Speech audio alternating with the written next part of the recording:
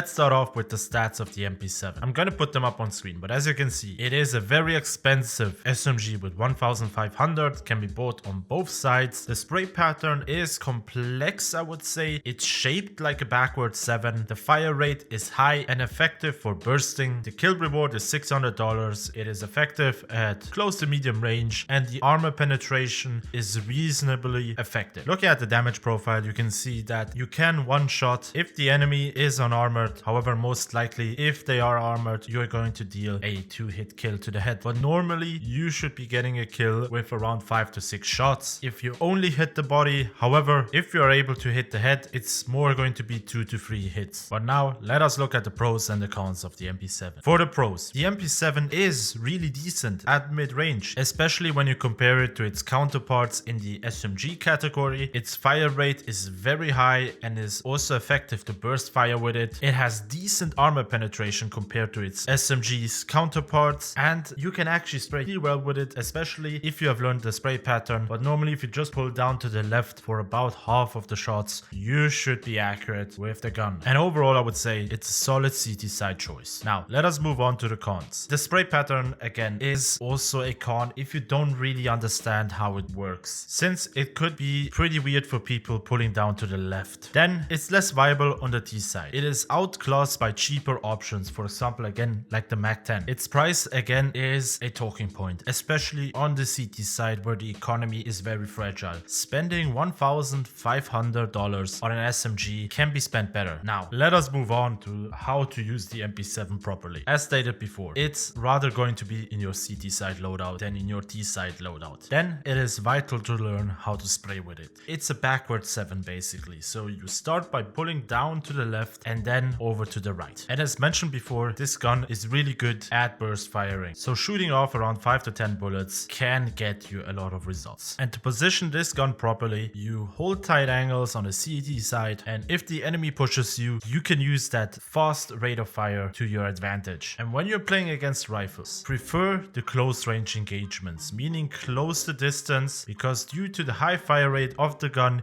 you can win those gunfights. And when should you buy it? On an eco round, I wouldn't really suggest it. Maybe stick to the pistols, and if you're doing kind of a force buy and your loss bonus isn't that high for the next round, maybe stick to something else and keep as much money as possible. However, if you are not able to afford an M4, the MP7 could be a viable solution for you, especially if you're situated somewhere with close angles. So to summarize everything,